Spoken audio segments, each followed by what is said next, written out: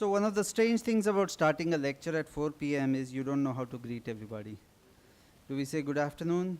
But it's much after the noon hour. And we can't say good evening yet because it's not yet evening. So in any case, welcome. My name is Chirayu Bhatt and I'm your host for this inaugural lecture in the newly launched CEPT AU Lecture series. May I request Dr. Pankaj Chandra, Chairman of the Board of Management of Ahmedabad University, to say a few words about this new lecture series. Universities are generally neutral grounds for scholarly conversations, and they're also congregations of the questioning. This is yet another opportunity for all of us to be part of this journey. This joint seminar that has been set up is a precursor to many activities that we hope to do together at Ahmedabad University and CEPT, and hopefully with many other excellent institutions that we have in the city. There are many things that we are planning as of now, to begin with opening up of many of our courses across the two schools, opening our programs and seeing what resources we could share with students and faculty that are both these institutions. And I hope that in times to come, as we understand the processes much better, we do understand each other much better, but as we understand our processes much better, we hope to offer joint degrees. We hope to hopefully get joint appointment for faculty and bring speakers like the one that we have today. Ahmedabad University is a very new institution. It's a young university which aspires to be a liberal education-driven center that would excel in both teaching and research in times to come. CEPT is a very reputed institution, a center that has excelled for long periods of time. And two of us jointly bring this lecture series together to you. So welcome to CEPT AU Lecture Series. Thank you. Thank you, Professor Chandra. May I call upon Dr. Bimal Patel, President of CEPT University, to introduce our speaker for today, Dr. Christophe Jaffrelot. So, thank you, Professor Chandra. Yes, indeed, we are looking forward to doing a lot of things together between Ahmedabad University and CEPT University. We have already started taking the first steps so that we can do things like this lecture series and students cross-registering, etc. But more about that as we go along. I have the privilege today of introducing Professor Christophe Jaffrelot. Professor Jaffrelot is an extremely important political scientist of our time, and his work is of special significance to us. He works on politics in India and Pakistan and is interested in nationalism and democracy, Hindu nationalism, caste mobilization in politics, and ethnic conflicts. For those of you who have not already looked him up on Wikipedia, his interest in India was kindled when he was still in school through a philosophy teacher well-versed in Indian philosophy. He visited India when he was 20 years old and has kept coming since then. Professor Jaffrelot received a diploma from the Paris Institute of Political Science, CERI-Sciences PO, as I believe it's called, in 1985. Then he received an MA in History from the University of Paris I, Sorbonne, in 1986. Advanced study degree from the EHESS, also in 1986. He then studied at the National Institute of Oriental Languages and Civilizations. Professor Jaffrelot's PhD in political science is from CERI-Sciences PO also. Just so that we know, by the way, CERI-Sciences PO has produced many notable alumni in the fields of law, economics, philosophy, history, business, literature, media, and politics. 5 out of the last 6 presidents of France are alums from the same institute as his, and around 28 past or present heads of state have studied or taught at CERI-Sciences PO. So we have a visitor who's an alum of a very, very distinguished, very important organization. Professor Jaffrelot joined the French National Center for Scientific Research in 2002. From 97 to 2000, he was deputy director, and then up to 2008, he was director of Center for International Studies in Paris. CERI, as it is known, is the largest of Sciences PO's research units. It was established in 1952 with only a handful of scholars, and today it has grown to become the most important center for research in France, concentrating on both international, transnational relations and regional studies.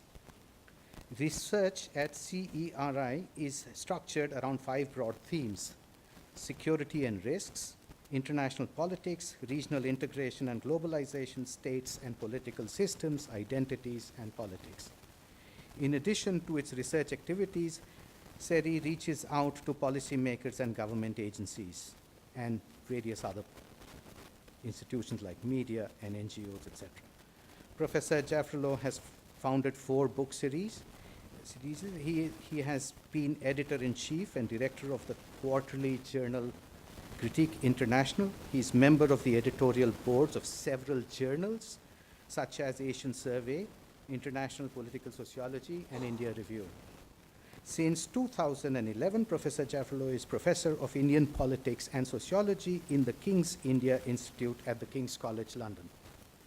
Professor Jaffrelot is also permanent consultant at the Center for Policy Planning staff in the French Ministry of Foreign Affairs since 2008.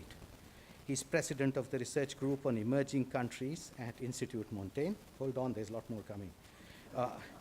Member of the scientific councils of the South Asian Institute of Heidelberg, of the Center for the Study of Multi-Level Federalism, New Delhi, and of Ashoka University, also in New Delhi. He chairs the scientific council of 6 research centers. He's also president of political science section of the French National Committee for Science Research. Professor Jaffrelot was awarded the 1992 CNRS Bronze Medal. In 2014, he was awarded the Prix Brienne and the Prize of the Academy of Moral and Political Sciences for his Pakistan Syndrome, if I've got the title right. 2014 was a big year for him. He not only got these 2 awards, he got a 3rd one. He received the Ramnath Goenka Award for Excellence in Journalism. Professor Jaffrelot has published a large number of books on India and Pakistan. I'm not going to read out the whole list. There's 15. There's the Hindu Nationalist Movement in Indian Politics, published in 1996. Dr. Ambedkar and Untouchability, India's Silent Revolution, The Rise of the Lower Castes in North India. I'm skipping as I go along. This latest book, The Pakistan Paradox, is been much reviewed, and you might have heard of it. Professor Jaffrelot has taught at the Sciences PO and now at the King's College. He has taught courses on colonial India, India and the world, democracy in India, politics and society in Pakistan, Asian cities, Islam and politics in India and Pakistan, and religion and politics in India and Pakistan. He has been a visiting faculty member at Columbia University, Princeton, Johns Hopkins University, and Yale, amongst others. In the periods of rest that he gets, when he is not working, Professor Jaffrelot supervises PhD students and writes columns for the Indian Express and the Caravan. Before I request Professor Jaffrelot to commence, I would like to thank, on behalf of all of us, Ahmedabad University and CEPT University, I want to take this opportunity to thank all the wonderful high school teachers who equipped young minds to think, teach them how to question, urge them to explore, and spur them to action. More particularly, I would like to thank that philosophy teacher who kindled your interest, Professor Jaffrelot, in India when you were in high school. India owes that teacher a big debt. Professor Jaffrelot, may I request you to deliver your lecture as the inaugural lecture in the AU CEPT lecture series. Thank you. Thank you very much. Thank you very much for these warm words. Thank you for inviting me, Professor Chandra, Professor Patel, and of course, it's particularly important for me to be the first to speak in this series because I do believe in debates. I do believe in ideas and exchanges of ideas.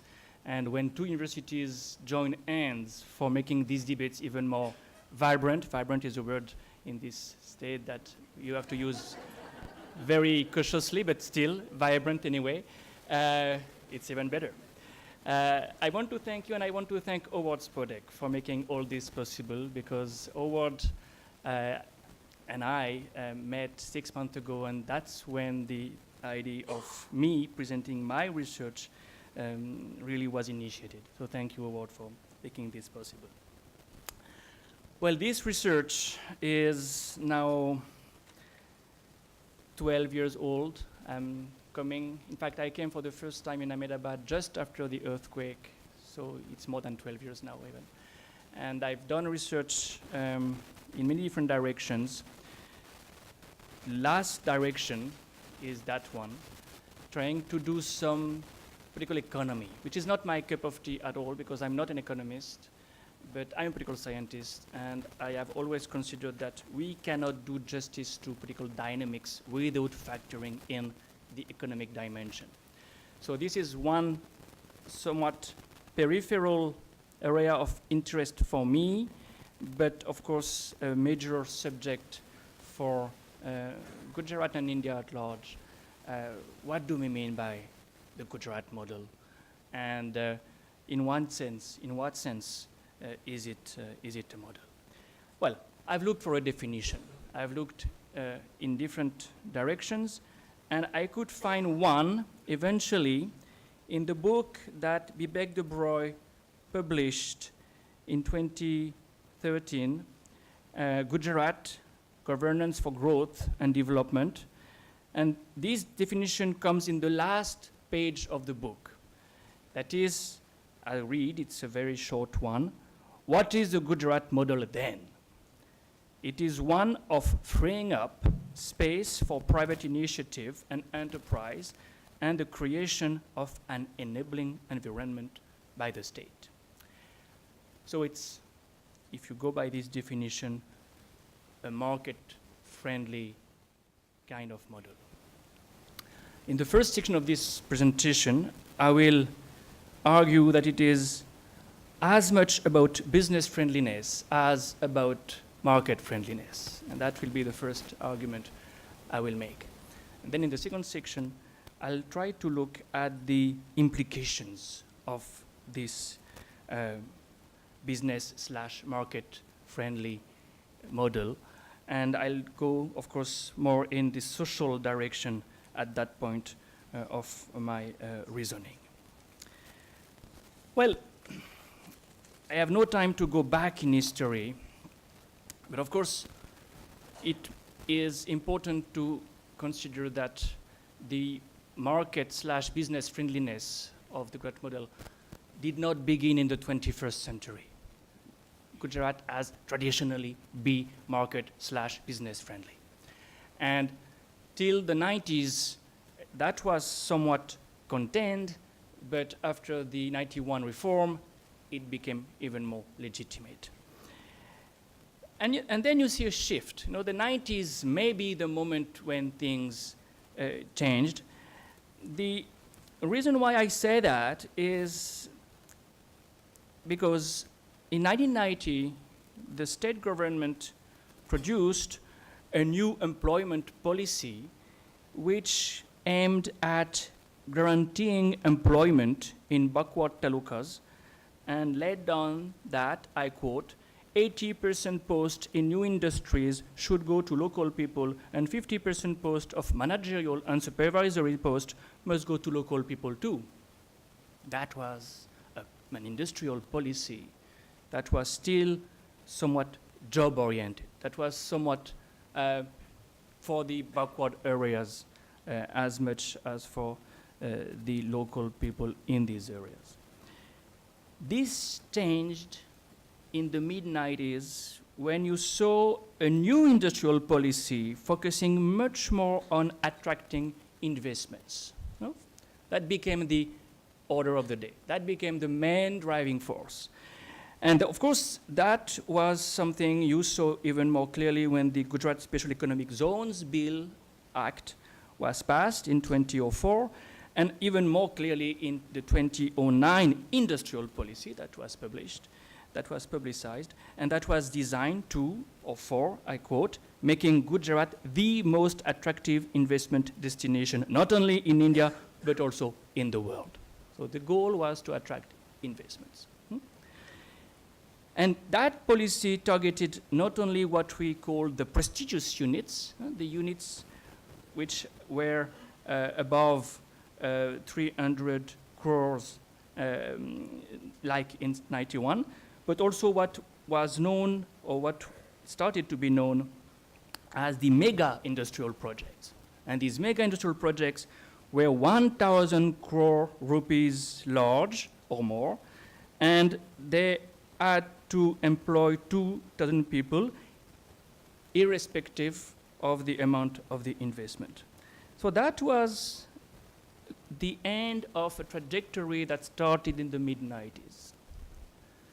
More for the investors, and that was reflected in the relaxation of the qualifications that was there before, which were there before, for jobs. For instance, when you say that you do not need to hire more than 2,000 people, whatever the amount of the investment is, no, you prepare the ground for the nano plant that was 38,000 crore investment, which is, of course, of a different magnitude.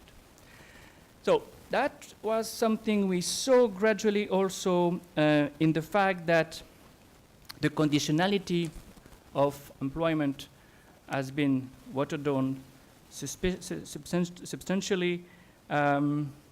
Sorry to be a bit technical, but otherwise it makes hardly any sense. But in the early, and I prefer to repeat to be clear, in the early years of the 90s, it was mandatory for the beneficiary units of any subsidy to employ 100 permanent workers each, and to employ local workers.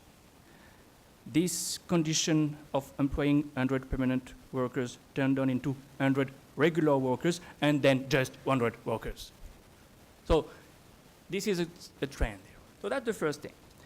Attracting investments became more important than create jobs. And I return to this because it's a very, very, very important qualification to the model.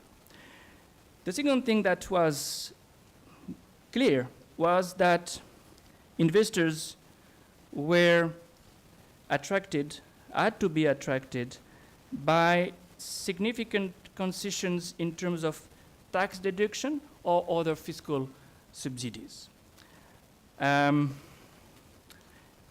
If you look at the amount of such subsidies per year, in terms of sales tax incentives or in terms of sales tax deferment, you jump, you multiply it by 5 times. If you compare the figures, the average figure of the decade 1990-2000 and the average figure of the years 2000-2007. From 1,250 crores rupees to 6,000 crores rupees. And what is also very important to note is that the average annual subsidy for 1 unit per unit rose from 3.37 crore in 2000 to 101 crore in 2010 per unit, which means that you have clearly a rise of the prestigious units or the mega prestigious units. There is a change, you can say, of degree, you can claim of nature of the kinds of investors who have been attracted. Incidentally, I'll return to that, but these subsidies, fiscal subsidies, resulted in the state giving up 40% of its main source of revenue, fiscal revenue, which is quite a message. in empirical terms. So that was the second important pillar of the model. The third one was, of course, access to land. And land is a major issue everywhere in India, and even more in a state like Gujarat, where urbanization is particularly rapid. There, of course, we can compare again figures, and for instance, the figures of the land that was acquired by the GIDC in 1990/2000, 4,000 hectares. During the subsequent decade, 21,000 acres. So the amount of land acquired by the state for redistributing to entrepreneurs had jumped significantly. Of course, part of this policy was built on the SEZ policy. And Gujarat has been the state where SEZs have multiplied over the last 15 years more than anywhere else. You have probably a density that is higher than anywhere else. And these SEZs are important, and again I would like to cite Vivek de Broglie because of many reasons, including, as he says, I quote, the fact that the attractiveness of SEZs in Gujarat had quite a bit to do with the SEZs Act's provision on the labor market. For example, there is easier exit, more flexible provisions on hiring and terminating labor, and the concept of fixed-term employment. That's one dimension of the SEZ. Land is the other one. Land is another one. And access to land has been particularly clear in cases like the Mundra SEZ or the other places on the seaside where the CAG, by the way, has identified some estimation of the price of land, because when the market price was something like 1,500 rupees a square meter, the price that was charged was between 1 and 32 rupees for a square meter. And that was a report of the CAG, the Controller and Auditor General, that was published in 2009. But it's not only with SEZ that you have this kind of land policy. You saw that also, of course, when the nano plant was built, because Tata Motors did not pay the market price at all, and that's why it's not a market-friendly policy. If it was market-friendly, you would have to pay the market price for the land. It's as basic as that. So it's something different. It's something different that is, I think, a growth model. It's a growth model. And it works pretty well so far as growth is concerned. Because as a result of this policy, Gujarat has been able to attract a record number of investors. So the figures are astonishing.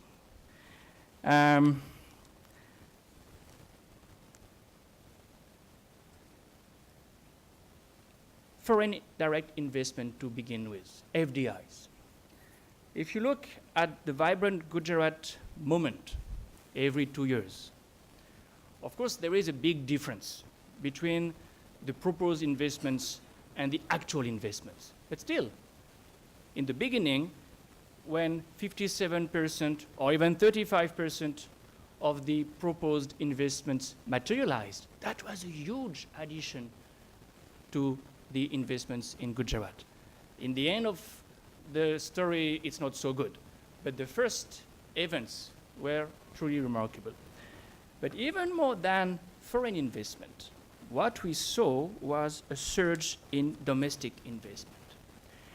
And it's not easy to add up what has been invested in Gujarat over the last 15 years domestically, because you don't need so many clearances as for FDIs. But there is one figure you can use for measuring the investments. And this is fixed capital. You know, if you can measure the kind of fixed capital that has been added in Gujarat, you have a good idea of investments.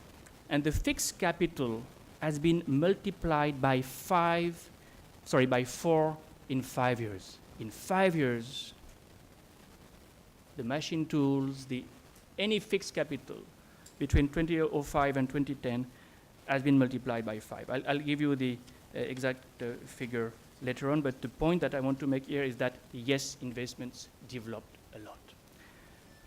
And that was good for growth, because these investments resulted in a very high growth rate. You know, there is no dispute, there is no way you can dispute the fact that over the last decade, even if you compare with some of the most dynamic Indian states, Gujarat comes number 1. Growth was there. Growth has significantly improved over the last 10 years. And that has resulted also in a remarkable growth of the per capita income. Because of course, if you divide the state GDP by 60 million or so, you arrive at a remarkable figure. I can't give you the whole list because it's a long list. In fact, you could see it till the end if you want. But whatever the state you use as for comparing Gujarat with others, with 50,500 rupees, Gujarat is way ahead of the, I will give you the figure, it will be easier, Indian average, that is 38,000. So the per capita revenue in Gujarat is almost twice the national per capita revenue. It's lagging behind only very few states, and sometimes very small states, or sometimes Maharashtra, which is at 64,000 rupees, because in Maharashtra there is Bombay. So you can't compare really. So that's another remarkable achievement. So in that sense, we have a model. It's a growth model. And the question that I'm going to turn to now in this second part of the presentation is to look at the implications beyond growth. What else do we need to factor in? Well, the first thing we need to factor in is jobs. Because we have heard so many times that in some places in the world today, we have jobless growth. And certainly this is one of the problems this model is encountering. It's encountering this problem for many different reasons. First of all, because of the kind of industry that has grown the quickest in Gujarat. Petrochemicals production, chemical productions, both represent almost 52% of the total output. You know, chemicals and petrochemicals do not create jobs.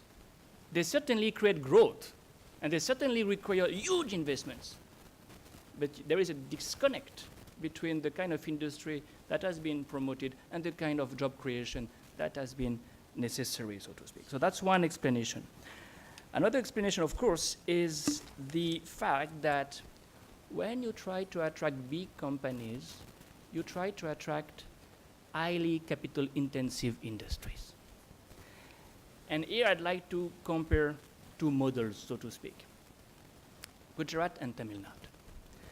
Only 4 figures, and you will understand what is at stake there.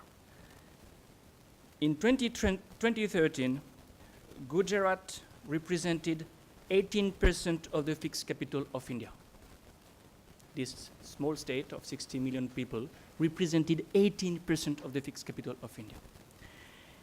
But only 9% of the factory jobs. You go to Tamil Nadu and you see a state which represents only 16%, only 9% of the fixed capital, 9.8%, and 16% of the jobs. It's a different model. Because on the one hand, you have big companies, highly capitalistic, and on the other hand, you have a more decentralized, a more SMEs, small and medium industries oriented model. And that's, of course, one of the problems of the model. Where are the SMEs? That was one of the main resources of Gujarat. You know, the entrepreneur, the entrepreneurial skills of so many groups, including the Patels, who have come to and become entrepreneurs in the 20th century before many other groups coming from the landed communities. Well, the SMEs have been more or less the collateral casualties of the model. And I would like to give you only two figures to illustrate that, and they are very recent figures, so we are now reaching the nowadays situation. First, the decline of the credit that the banks gave to the SMEs. The SMEs, or micro and small, medium enterprises, MSMEs, if you want to bracket them all together, received 13% of the gross bank credit in 97-98. Only half of that 6 years later, 6%. So when you do not get the credit for sustaining your growth or invest, of course you enter a crisis. And this is exactly what we saw in a very recent and interesting report by the Institute of Small Enterprise and Development and by the Gujarat Industrial Development Corporation. So the GIDC itself produced 2 years ago a report saying that the non-performing assets of the SMEs has grown by 40.9%, 43.9%. Basically, many of these SMEs are getting bankrupt. And that's something we also heard last year from, I'll return to that, from the ministry, the Union Ministry of MSMEs, who said that 48,000 units were sick in Gujarat, and this is only second to Uttar Pradesh. This is the state where the number of sick units among the MSMEs is the largest. That's part of the dynamic I was showing. And why that is connected to jobs? MSMEs are, of course, better to create jobs than big enterprises. But of course, the question is not only the number of jobs, it's also the question of quality of jobs. And here you have another interesting dimension, that is the informalization of work in this state. Because again, if you compare to other states, and I will look only at urban jobs. Well, the urban informal sector, which means that you have contract laborers there only. The percentage of informal jobs in the urban sector of Gujarat has grown from 74% in 2004 to 81% in 2009, when it has decreased everywhere else. That's very interesting. Everywhere you see a decline of the informal sector. Tamilnadu from 76 to 74, Maharashtra from 72 to 61, and the whole of India has reduced this percentage from 74 to 68. So here you have another dimension, the informalization of work that, of course, has resulted in low wages. And this is the last table I'd like to show. Yeah, this is based on the NSS survey data of 2011. If you look at the casual worker, other than public work, the average wages per day is in Gujarat at 144 rupees, much below the national average, and only UP and Chhattisgarh are doing more badly. this is an interesting comparison that we can also document by looking at other figures, but I'll skip these other tables. Yeah, for instance, this is even more recent. You look at the workers known as directly employed, and you see that in Gujarat, for instance, men receive 203 rupees when the average Indian received 305 rupees. And if you compare the public sector and the private sector, you see a big difference. 876 rupees in the public sector and 274 rupees in the private sector. Well, why do Patel ask for government jobs? Here is the response. There is a real disconnect between what you earn in a government job and what you earn in a private company. And in a private company, it's not so bad elsewhere. It's also because you have migrants coming from Orissa, coming from Bihar, coming from so many places, but it's not the only reason. It's part of the growth model. What is also part of it, and I'll close on that, almost. What is also part of it, of course, is, as I said, the fiscal revenues are not as great as they could be because of the fiscal subsidies which are given to the big companies. As a result, you see two things. You see, first of all, debt. Gujarat is very heavily indebted. The total amount of the debt, of the internal debt, represents something like 76% of the budget, and in 2013, the government has raised fresh loans of 26,000 crores for largely for paying the existing interest of the debt. It's not so critical given the ratio that is the most important figure to keep in mind, debt to GDP. The debt to GDP ratio is still at 21%. A state can live with this kind of ratio so long as growth remains. The moment growth stops or declines, then your debt remains and you don't have the revenues. So it's not such a problem up to that point. But that's the first implication of the fiscal subsidies. The other implication, of course, is that there is very little money left for social expenditures. And social expenditures are of very different categories. Some of them are only for vote bank politics and useless. Others are very important, and education and health are the most important expenditures that should be there. And again, it's not something new. This is a very interesting graph that has been made by Alexander Lee in Rochester University, showing that the percentage of social expenditures in Gujarat has started to fall, well, in fact, in the mid-80s.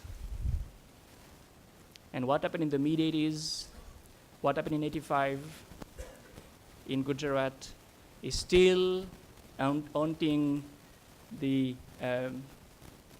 polity of the state. There is a recovery, interestingly, during the first decade of the 21st century, but we are still below 40%, much below, in fact. We are at something like 38% of the expenditures which are social expenditures. Among these social expenditures, the most important one is, of course, education. And if you go by the RBI figures, which is somewhat tedious as an exercise, and compile the figures one year after another, you see that almost every year, only one state is doing less than Gujarat, and that is Madhya Pradesh, because Gujarat is not spending more than 13% of its budget on education, when India as a whole is spending 15%. So education has never been a priority in spite of the the high per capita revenue that I have mentioned. This is a unique disconnect, this kind of gap between the money spent on education and the growth rate of the state. So these are the two implications, and therefore I would like to close with a very balanced conclusion, as it has to be. On the one hand, we have a model. We have a model that is a growth model, a model that has been very successful in attracting investments, in promoting growth, and in making the state one of the richest in terms of per capita revenues. On the other hand, and that's where we agree to disagree, there is certainly a kind of liability in this model, because in terms of the numbers of jobs, the quality of jobs, the social expenditures that it allows, there is a question mark. How sustainable can this model be? How far can you not hire the young people who come on the labor market every month? How far can you do that? There is certainly a limit. You can probably resist the pressure from below for some time, but the sustainability of the model is what bothers me. And I'd like to end on this, because I'm sure we'll have now a debate that will have to be short, because I'll have to leave you to take a night bus at 6, but till 6 we can talk. Thank you. Oh, it's not medical, it's all, oh, you want the figures for health? The figures, I don't have the whole series like for, on the front of health is not as bad as on the front of education. Let me give you the figures. I have aggregates, but they are useful enough. Let me find them. Sir, my question is... Yeah, if you look at the Gujarat ranked number 6 out of 20 major states in per capita expenditures on health in 2001, but it with 163 rupees per capita. 10 years later, it was number 16 with 293 rupees per capita. Yeah. So, but, well, education, it was number 17, so it's marginally better. Yeah, if you look at the ratio, number of doctors per inhabitant, if you compare Gujarat and Tamilnadu, the ratio is 1 to 10. Yeah, it's a real difference. Yeah, my question is based on today's lecture. Now we see the polity of the state, Gujarat state, and the economy of the Gujarat state. Both actually capitalizes on each other, and there seems to be a strong nexus between both. That the politicians are capitalizing on the economic achievements, and businessmen are making use of the polity. So do you see that this state is a polity-driven economy or an economy-driven polity? How do you see it, political scientist? I can take more questions. I'll take them down. Other question? I would like to know the number of landlessness, the number of people who become landless in last 10 years or 20 years, has it increased, or what has happened?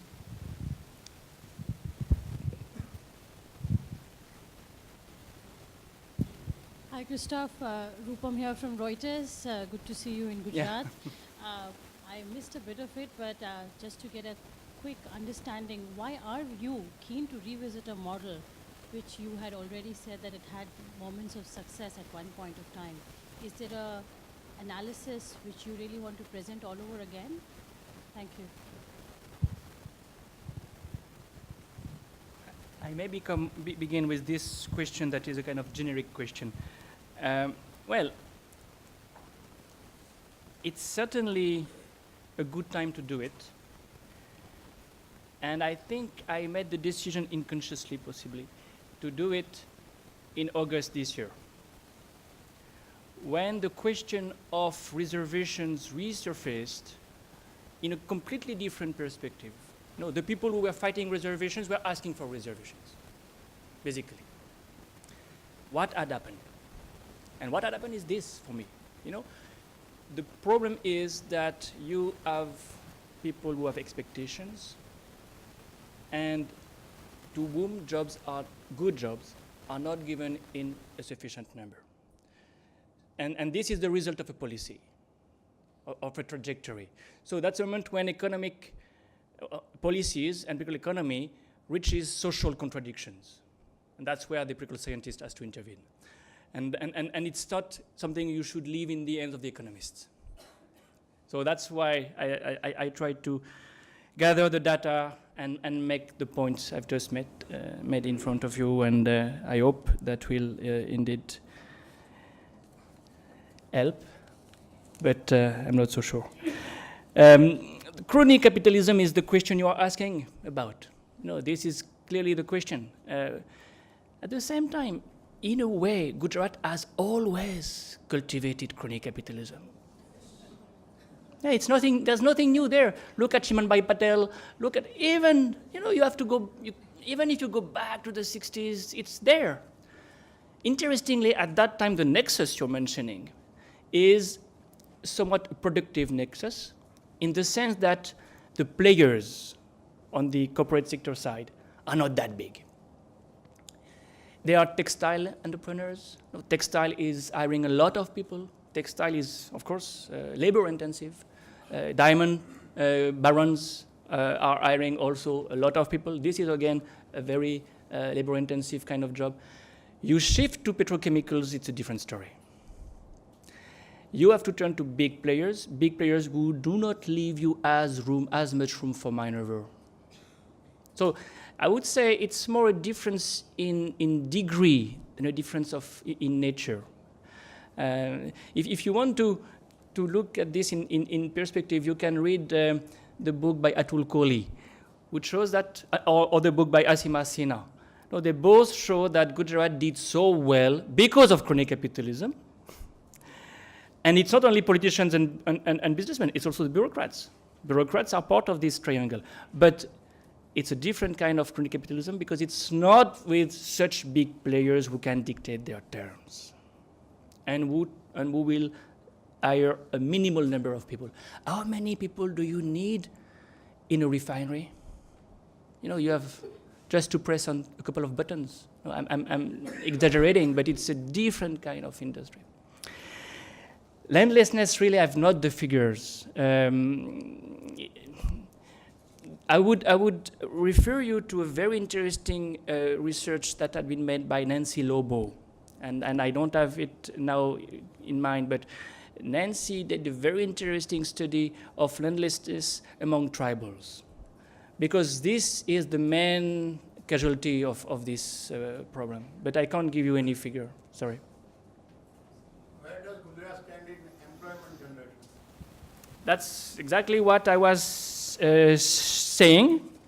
So I can, return to it. I know it's not easy to follow all these figures.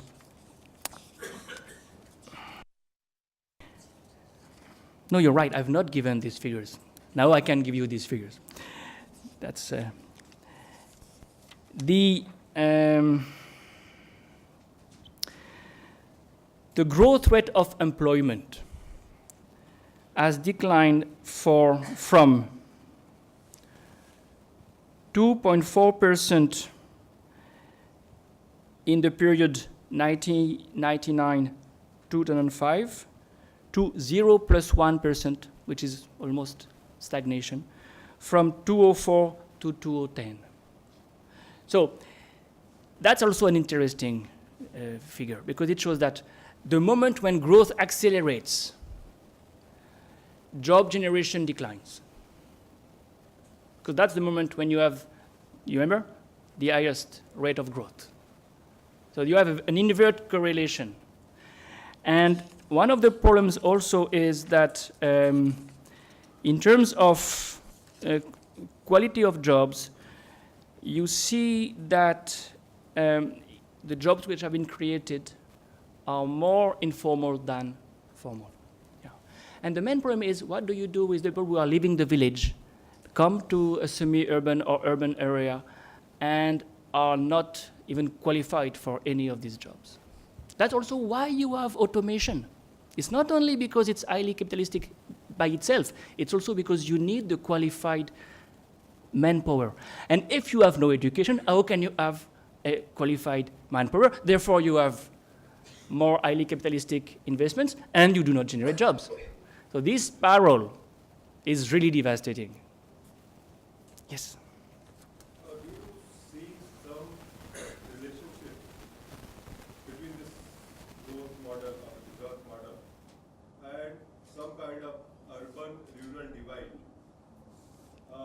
taking place, which has been, many people feel, reflected in the recent panchayat elections? That's number one. And number two is, do you find a relationship between this model and the Patel reservation legislation which happened recently? Do you find some connectivity? I will repeat myself. That's not a problem. I have a connected question. Okay. Can I ask you? Do you think that the sudden upsurge in the Patel community over the reservation issue can be directly or indirectly linked to the decline of the SMEs? Of the SMEs. SMEs, Yeah. which are basically controlled by them. And another question is that you have not yet factored in the role of the various religious sects. Various religious sects which operate in Gujarat and which control billions of money, source of which is basically from these SMEs as well as other. So what is their role of the religious sects and the assets controlled by them, which is virtually a parallel economy in Gujarat? These are very good questions. And the first one on the rural-urban divide is something I'm working on right now. You know, to compile these figures is quite a task. What I've reached so far as a conclusion, if you use the monthly per capita expenditures that the NSS are tabulating, and if you look at the percentage of expenditure you can afford as an average in a village and you can afford as an average in a city, you have from 1993 to 2009 a gap that grows from 34% to 67%, which means that the gap between the per capita expenditures in the village as an average has been twice smaller than what it is in a city. And that's the only way you can measure the evolution, because revenues will not do. We don't know who earns what. But the monthly per capita expenditures will tell you what you can afford to spend. It's true all over India. It's not. What is not true all over India is that it was much better before. No, in the late 80s, the peasants, if you compare the peasants of Gujarat to the peasants of the rest of India, were much richer. And now they're not so. So the trend has been not in their favor, which is an interesting transformation. Now, of course, we have also the problem of how do you manage with the post-Narmada boom, you know? For 10 years, the Narmada water has helped a lot, and there is now a kind of saturation point that has been reached, and we'll see what kind of crops we'll get this year. But the trend is not that good. So yes, it's part of this question. Of course, this is correlated to the Patel issue, because Patels, of course, are still largely rural, and therefore, even when they migrate to the city, they keep in touch with the village, and this is related to your question, sir. The Patel movement, for me, is indeed one of the symptoms of this contradiction, because jobs is what is needed, and there are expectations in what was known as the neo-middle class. You know, what are the neo-middle class if not something made by fresh migrants who have high expectations and come to the city for get a better life? And if they don't get that, because there is no good jobs, then there is frustration, and of course, it's a problem. In the case of the Patel, I think there are two additional factors.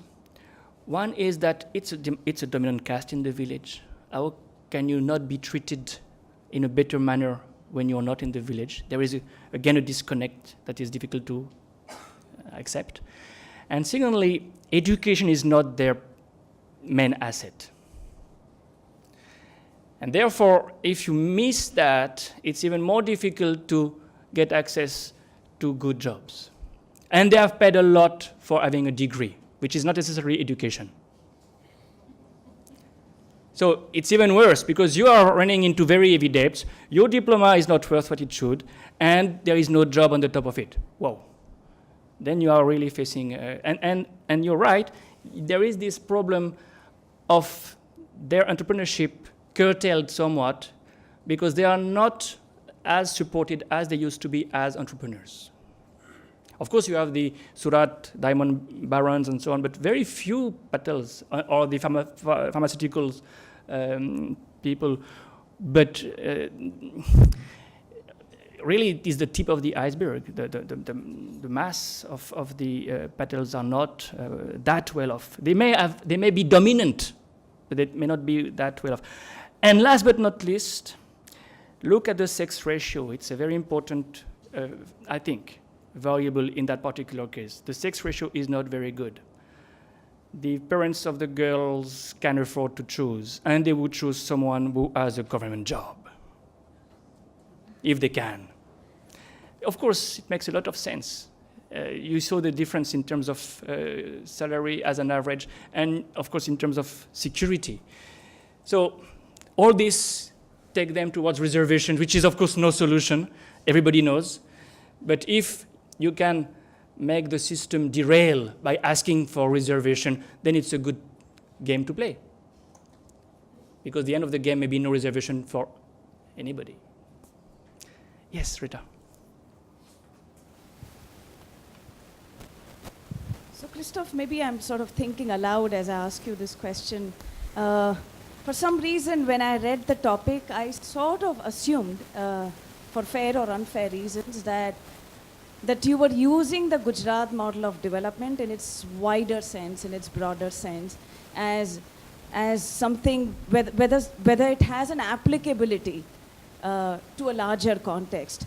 And so, for instance, in our travels outside Gujarat, you constantly encounter people who are using the Gujarat model of development, sometimes in earnestness, sometimes in jest, but clearly as a phrase, as a metaphor that has sort of gone beyond Gujarat. So I was wondering if you could comment on its wider applicability or desirability as a larger model. Yeah. Thank you very much for an interesting lecture that we had.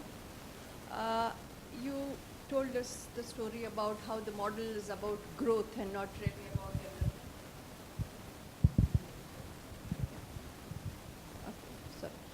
About growth and not so much about development. And then you also told us about how the expenses that the state is making is not so much on to the social expenditure, which should be increased. At the same time, parallelly, what is happening is this growth is being fueled by actually the large private investments which are coming to the state. So what is the state doing? Where are the revenues that are coming to the state going out on what expenses? Could you just tell us a little bit about that? I will tell you what I know.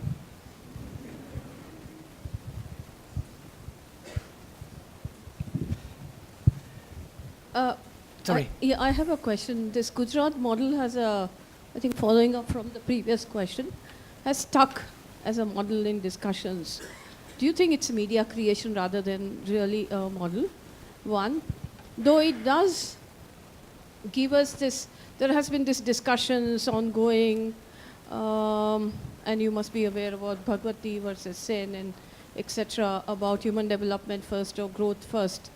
And we see Kerala where human development first happens and it gets translated into growth, because now we see it having the highest per capita income as well as high growth rates. It was expected in Gujarat that high growth rate will translate into human development because of this curve probably going up. It's gone to 42%, but not necessarily it's getting expended the way it should be expended. So what is your take on, is this too much a media creation about Gujarat model, and there is no translation of economic growth into human development? Because we look at the data now of the infant mortality rate in rural Gujarat, it continues to be one number higher than rural Bihar for last about 1.5 decades. So that improvement is not seen in terms of performance on outcomes of this expenditure. So the second question is that why, even if these expenditures are there, as you see, and they're picking up, why they're not getting translated into outcomes? And that has to be sort of linked to the way expenditures are made, for what expenditures are made, and growth getting reflected in human development is translated into human development is not happening in the state now for last 2 decades that we have been following the data. Yeah, I'll begin with this very important question, and it is fresh in our mind. Of course, I don't mean to say at all that you need to spend more on social expenditures by definition. No, there are so many expenditures which are useless. The state is sometimes spending lavishly on non-functioning institutions. And therefore, what is more needed is not, and I should have said that, more money. It's a reform of the state apparatus. But that's where political, will and public policies matter a lot. If you have some will politically, instead of emptying the state out, do reform the state and make it functioning. That was, by the way, the motto of one of the recent op-eds by Pratap Banu Mehta that was so interesting. After so many years, this coming back of the state in the picture is, for me, very interesting, because it means that there are things only the state can do, but the state has to be reformed for doing it. I know no country where education has been only private. It's not a model that we've seen elsewhere. It may be invented here, but the state has to do the education work. And for that, you need not only money, you need teachers, you need a proper education system, you need a state reform, and that's where the energy should be invested. That's my personal assumption. Media creation, I don't know, because the media has, well, it's too easy to say, well, because of the media. Certainly, they could have investigated more, always. But no, I think it's also a reflection of a kind of ideological vacuum. Well, we have tried so many things. Let's try that, because we don't have tried that so far. Now, of course, that's why it's so important for me to take it, to talk about that. What else can be tried? Taking some lessons from that and some lessons from what we have done before. And a third way, in that sense, could be created. But I would not blame the media only for this idea. Where is the money going? Well, if I knew. Well, there is one direction where the money goes for sure. Roads, electricity, and I should have mentioned that before. Infrastructure.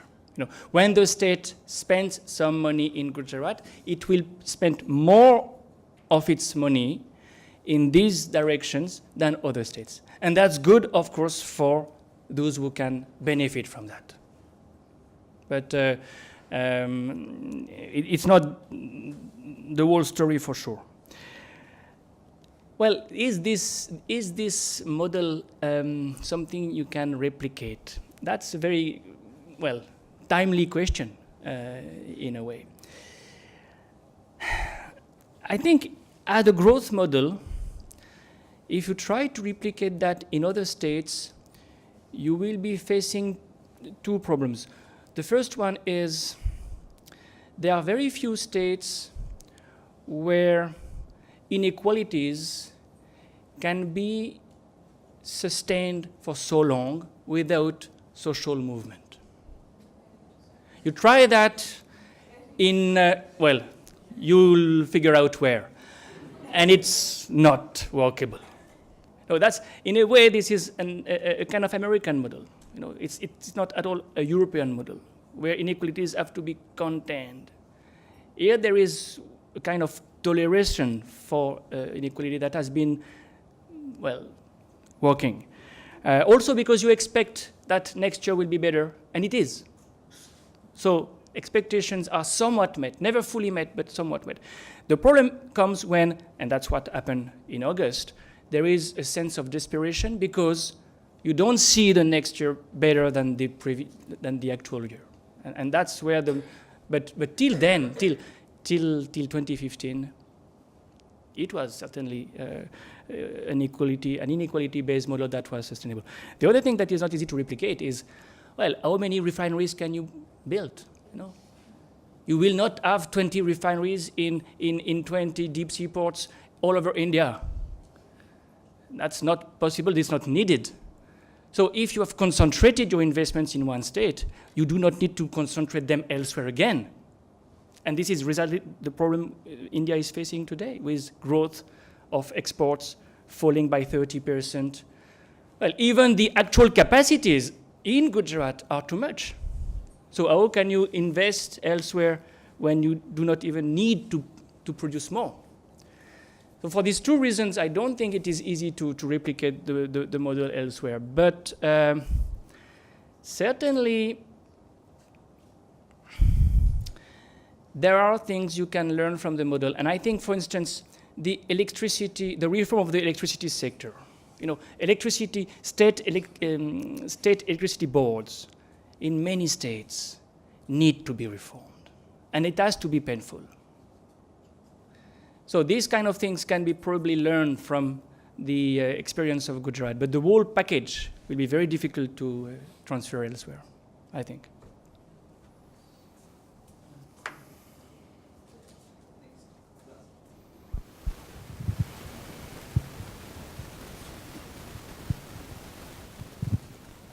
Hello. I was wondering how much this model is influential on the nation level. Of course, we have a similar government now on the nation level as in the state level, and I was wondering if there's any relationship between that, if there are people getting influenced by the Gujarat model on the level of the whole of India. If you would know anything about that.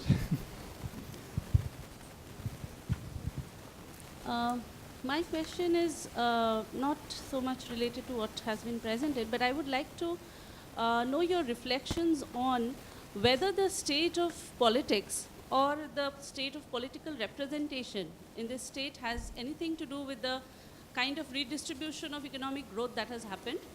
And if it has, then your reflections on the model on the state of politics in Gujarat.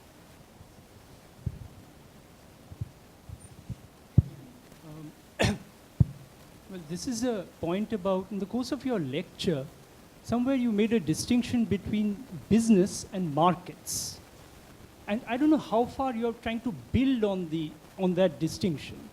Are you trying to look at the market as a social institution and not make a distinction between markets and inequality, rather look at inequality and equality as part of markets as a social institution itself, and how it's working in Gujarat?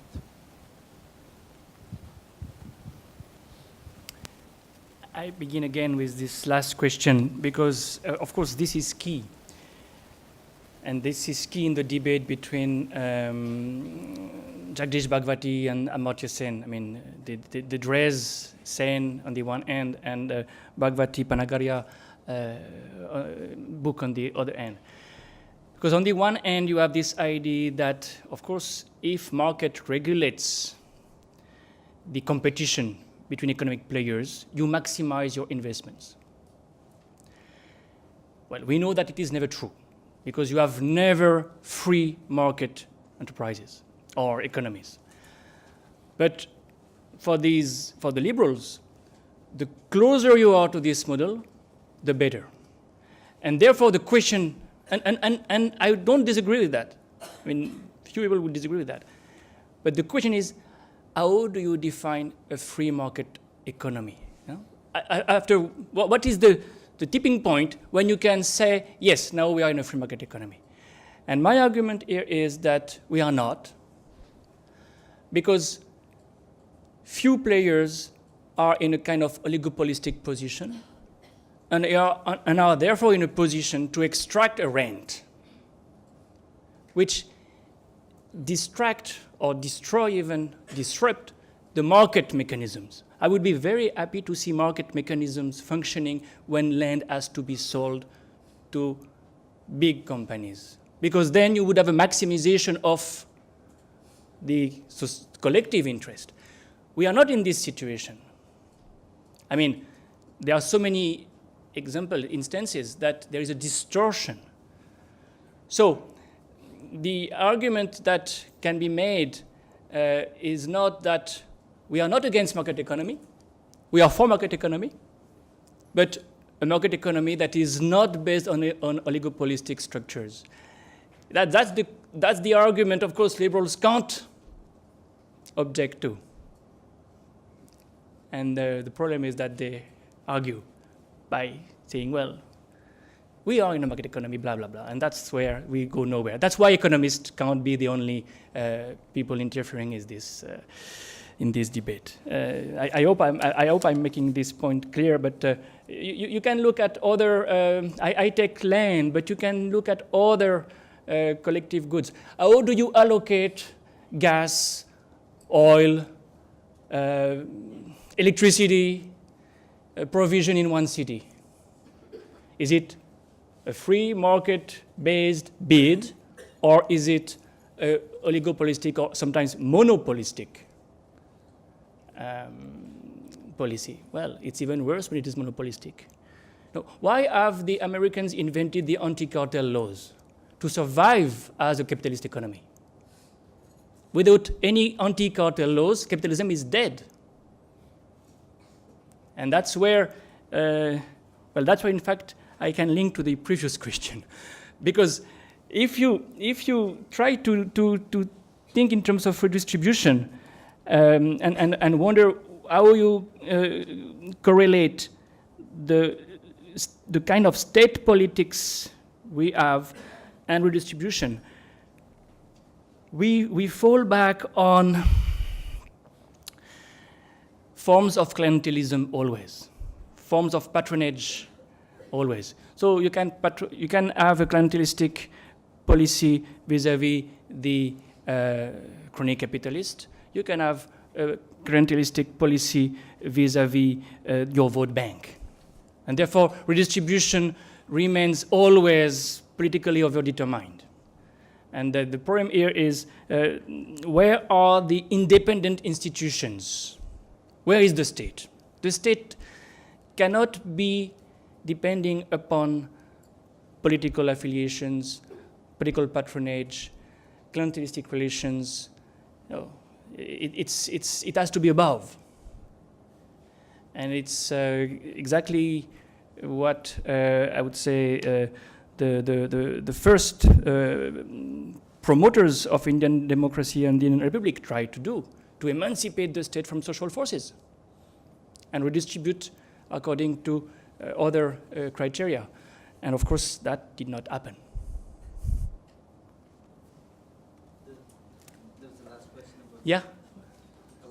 Oh, yeah. Can you repeat your question if you don't mind, because I'm not sure I got the point. You were far away, and I know it has something to do with the fact that in Delhi and in Gandhinagar there are people of the same party. Is that the story?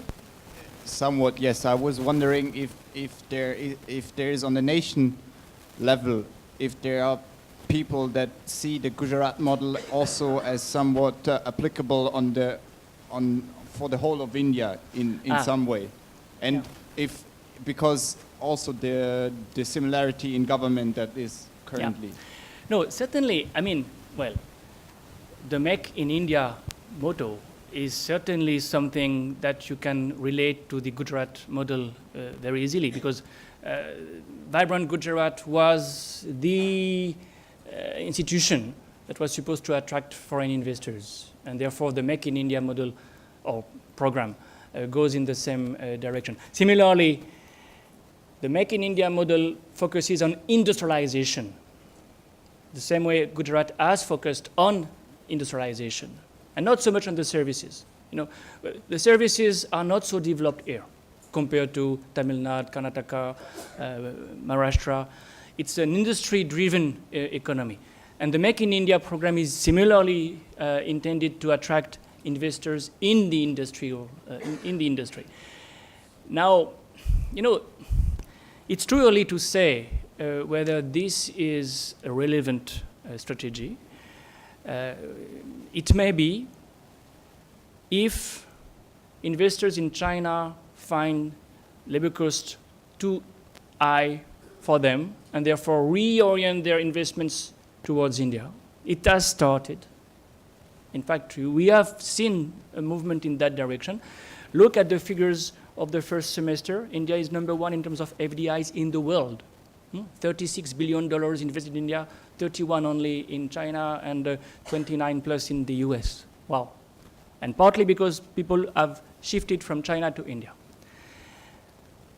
But there are two caveats.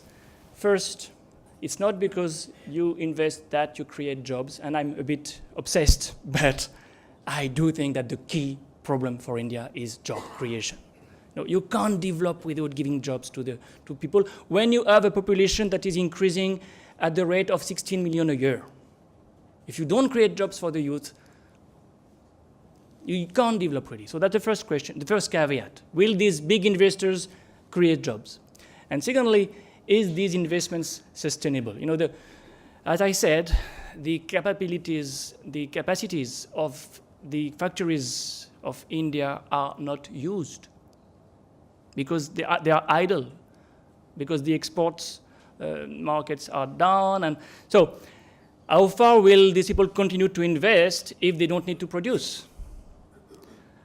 But it may work, and we may see a kind of Chinese model becoming relevant, and therefore it would be a kind of adaptation of the Gujarat model in the sense that, well, India would not be only the office of the world, but also the workshop of the world. Let's see, you know, things have changed so much. We don't need so many manufactured products these days. The demand is low everywhere. So if it continues, if the demand is so low, why should we produce so much? Yeah. You talked about Tamil Nadu and comparison with Gujarat. Yeah. The dominant industry structure is very different, right, in both these two states. If you see Tamil Nadu led by electronics, led by digital, IT, both these two sectors which are very science and technology driven, completely missing in Gujarat. Now, do you see this difference as an inability of the state to strategize, or inability of the industrial segment to look at opportunities that are incredibly growing in the IT? Yeah.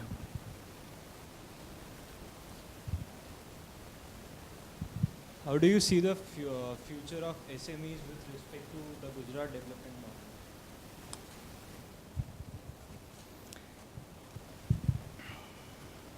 Putting aside the Gujarat model, which, as you admitted, has been distorted by the remnants of the license permit Raj.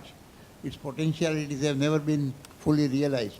What are the chances of an alternative model, employment-oriented and equality-oriented? Are there any political chances of such a model being adopted even partially? Say more factories where semi-skilled and unskilled people can find employment. I know the Land Act comes in the way, but are there chances?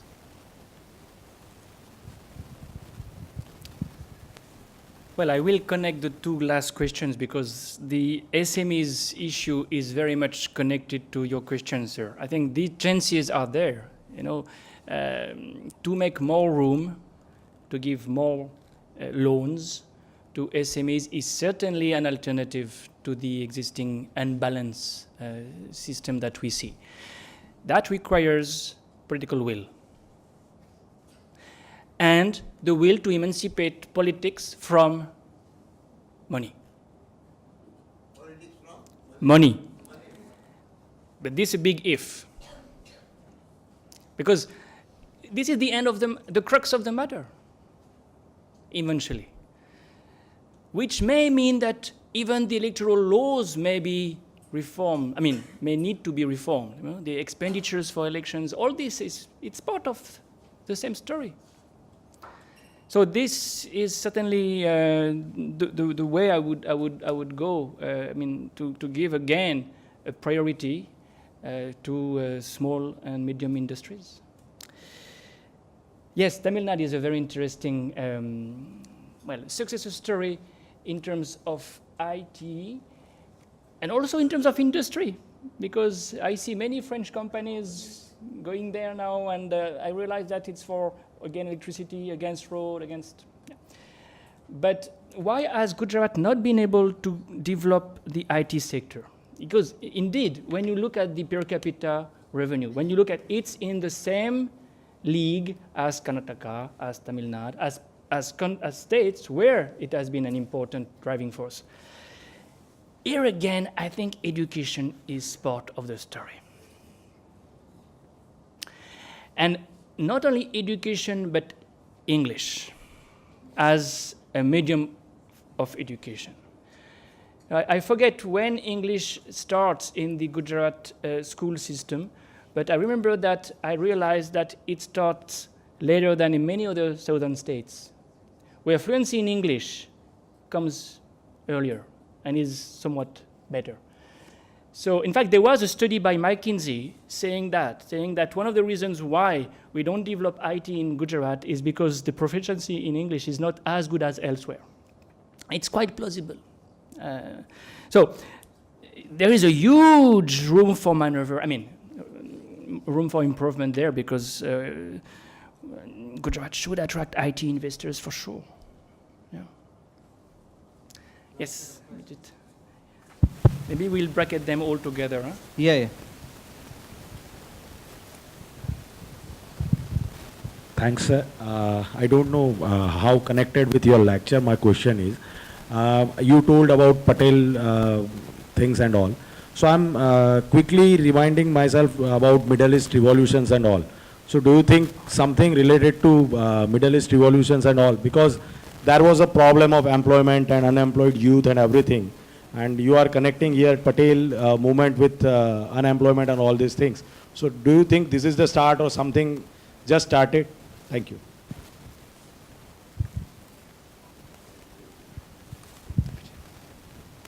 So do you think the absence of unions in Gujarat and the presence of unions in southern states have some impact on this thing, like the quality of jobs and everything? Hello. I wanted to ask that vibrant Gujarat model has been started to replicate in other states, Resurgent Rajasthan, Bengal Industry Summit. So do you think it is healthy even for the investments in this country when every state starts doing this investment attracting things? Secondly, why I feel that you said that Make in India is towards industrialization and it won't create jobs. I wanted to know that investment in the field of renewable energies, alternate forms of energy, why won't they create jobs? And this would actually help India. Can I just ask one more short question? Do you think the Gujarati diaspora has any role to play in the Gujarat growth model?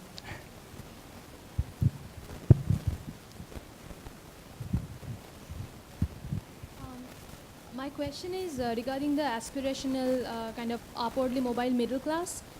This class buys Gujarat model, and this is the reason why this class has voted this party to power, the proponent of the model. how do you think this model, if you're talking about the failure of the model, then how do you think it's going to, impact this upwardly mobile middle class?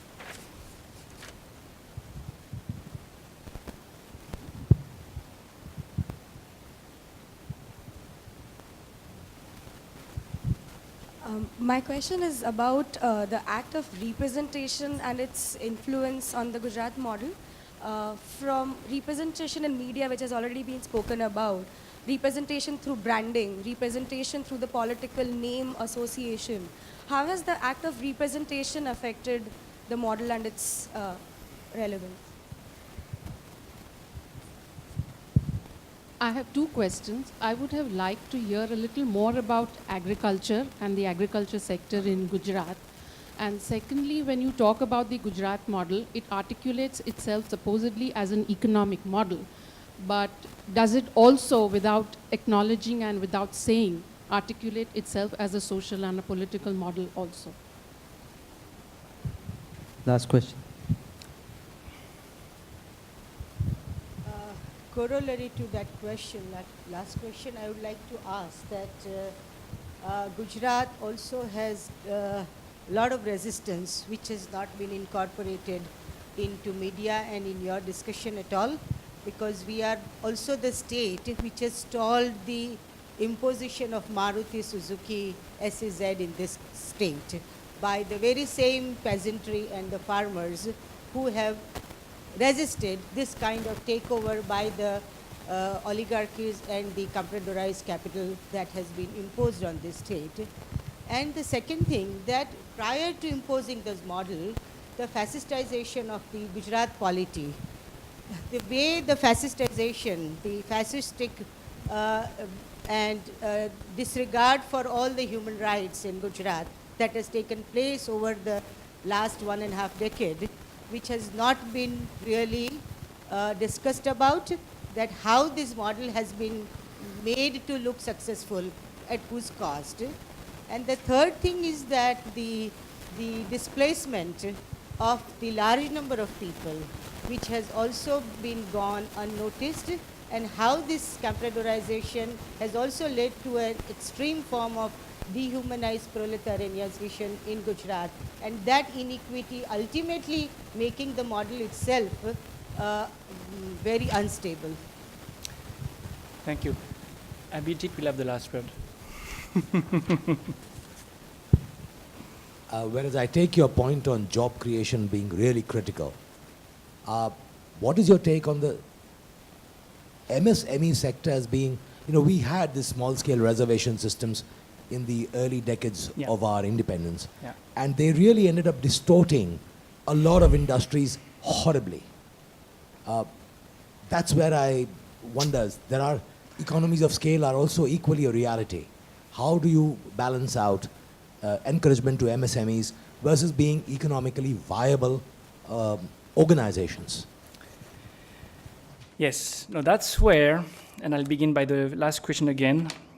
That's where the idea is certainly not to return to square one, because square one has been tried already and the limitations of what it was has been experienced. So again, it's a reform of the system that is needed. And the idea is not to, again, offer reservations for this or that group, because again, you create trends. Again, it's not at all market-oriented. But some other incentives and support. Loans. How do you finance the SMEs today? That should be a priority. Where should the money of the state goes? In loans to these groups. And the State Bank of India does not need to lend $1 billion to someone who does not need this $1 billion. You see what I mean? There is a real issue there. So for me, that's the priority. And I will pick and choose because I can't do justice to all the questions. There is, if I go back to the beginning of the list, there is a very important one, question on the new middle class and the way this new discomfort with the party they have voted to power will translate politically next time, where we have already seen in the local elections that it has made an impact. The problem will be the demand for reservation is not something opposition parties can take up either. Or you can, but if the Congress says, okay, we will give you reservations, Patels and others. Well, on the one hand, we know that the court will cancel that. And secondly, they may lose the OBC vote. Because if you offer the quotas to Patels, then who are the losers? The Kolis, the Thakurs, the Kshatriyas. So that's where the debate has to be completely shifted. That's where, again, to go back to the reservations and so on is not the solution. And here you need imagination, and we need the young generation to come up and have new ideas, because that's from where the ideas will come. Will it be an Arab Spring? Not really for that reason. I don't see Gujarat as the place where some Arab Spring. No, the situation is so different. I've been to Algeria. I've been to many of these places. The comparison is very, very difficult to make, and for good. And I'm glad it is difficult to make the comparison. No. But certainly to think afresh, a new cycle is opening up in Gujarat. A new chapter has to be written. How can it be something that without revolution, without violence, without excessive demonstrations and so on, how can it unfold itself? Well, that should be the order of the day, and I do hope that the series of lectures we are inaugurating today will be one of the places, one of the crucibles for thinking afresh, out of the box, about all these questions. And I'm really sorry not to be able to respond to all the questions which were already otherwise on the list. No, there is one that I wanted to take up. The question of the new energies, the renewable energies.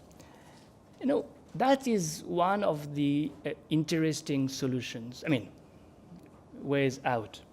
Because there is something I have not mentioned so far, but that you all know, environment is also at stake. And this model has another problem, that it is not environment friendly. So for this additional reason, solar energy, for instance, which is already the order of the day in Gujarat, should definitely be also a priority. And that is good for job creation. This is good for decentralization, because you can have your solar panels. I'm part of an initiative that is Franco-Indian. By the way, the French president will inaugurate the building of the Solar Alliance in Gurgaon next week. And the French are very much thrilled by the outcome of the COP21 on that front. And solar energy is one of the areas where some collaboration is possible. So I've learned, because I had no idea of these things before, that you can certainly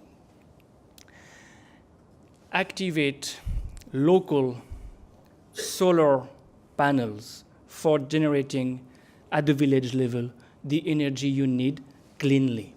One example, a French company, SME, has started a plant on the road between Ahmedabad and Baroda for building tanks for refrigerating milk. The problem is, the moment this milk is collected at the village level, you need a generator for keeping the milk cold before it goes to the dairy. If instead of a generator, you have solar panels at the village level, you create jobs. You'll have many people who will have to install and maintain this. You have clean energy, and you give some empowerment to these local peasants. So this is exactly the kind of innovation, I think, that is growth-oriented, environment-oriented, and generating jobs. So yes, go ahead. And this is one of the directions in which you can definitely go ahead. Sorry, I'll have to leave you at that point. Thank you, Professor Jaffrelot. May I request Professor Howard Spodek, the first incumbent of Sri Shrenik Lalbai Chair for Management of Social Organizations at the Ahmedabad University, renowned historian and professor at Temple University, to deliver the vote of thanks. Professor Howard. Thank you very much. It's very easy to give a vote of thanks. That was a very stimulating lecture covering so many subjects with so much data, which we often lack in our discussions, and taking us in very interesting directions. At the same time, I do have a big question at the end. You yourself began, Christophe, to address it, and maybe that's as far as we can go.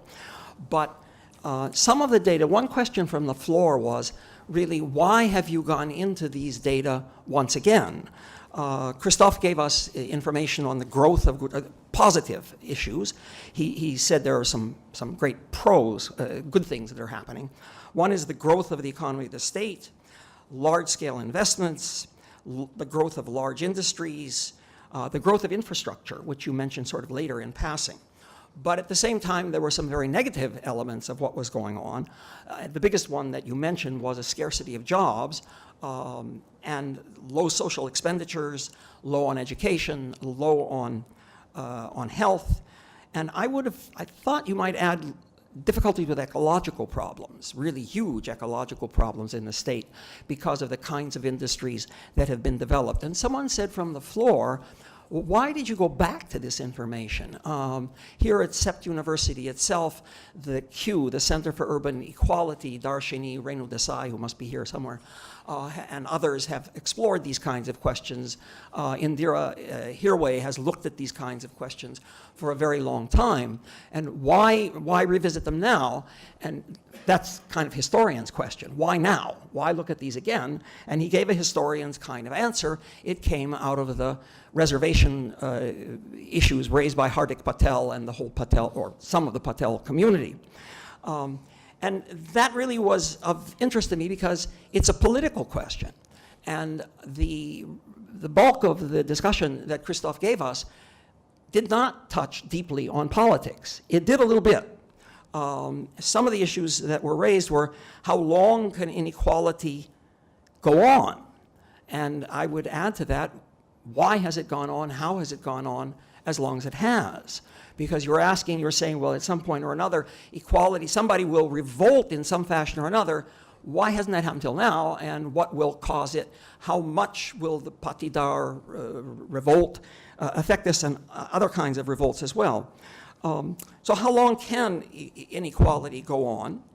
And who benefits from it, of course? You didn't really raise that question either, but there are always beneficiaries. Inequality is really beneficial to a lot of people, and they oftentimes see that as a good reason to keep it going. I would also note that Bimmel, in his introductory remarks, talked about the number of books that Christophe has written, and one of them is called India's Silent Revolution, The Rise of Lower Castes in North India. And he joins with many other political scientists who were comparing results in India and China and said, you know, India has not had the kind of root and branch revolution that China, for instance, has had. But it has had small revolutions, 1 million mutinies now. It has succeeded in moving forward politically and economically through local, smaller revolutions, revolutions that worked at smaller levels and have brought enormous transformations in the country. And that's really, in a way, what I was hoping that we would get a little bit later in this talk.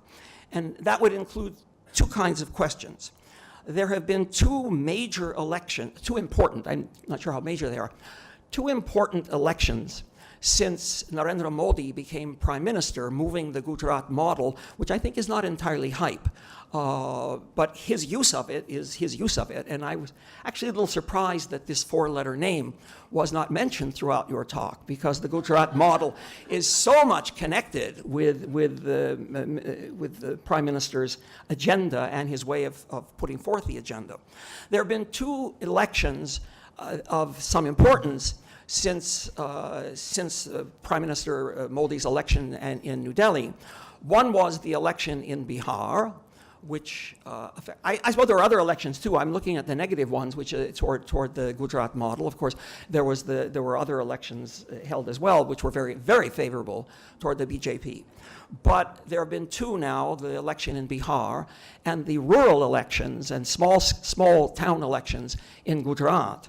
And I'm wondering what that will mean for the Gujarat model. And here I'm really asking for the political side of what is going on. Most of the information that we've been given has been economic information, with the sense that the trigger for revisiting it has been a political movement among the patidars. It was a very complex movement.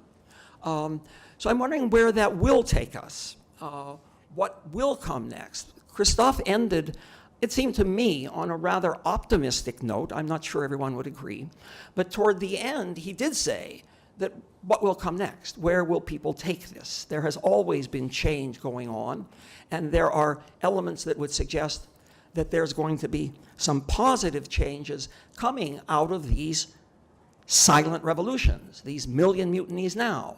And I'm looking, for instance, as I read the paper, as to what Anandiben Patel is doing in Gujarat in response to the poor performance in the rural areas, relatively poor performance in the rural areas of the BJP, and what is going on in the BJP in New Delhi as a result of the elections in Bihar.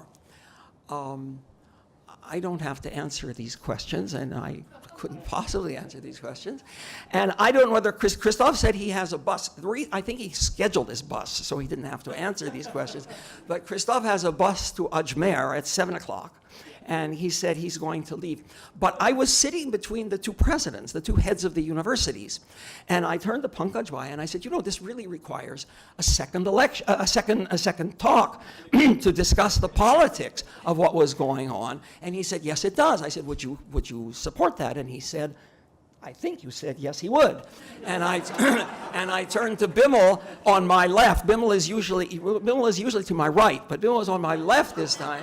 And I said, would you support, a return to the politics of these whole issues? And he looked at me a little questioning. He said, well, if you come back, I'd be happy to. So with a great vote of thanks to Christophe for a very stimulating lecture, and a hope that you will come back and be invited back to give another lecture, maybe on the politics of it, I voted a round of thanks. And also I asked Pankaj Chandra from Ahmedabad University to come up and give a token of our appreciation to Chris. And I was told that the last responsibility was to invite everyone to tea upstairs. Thank you.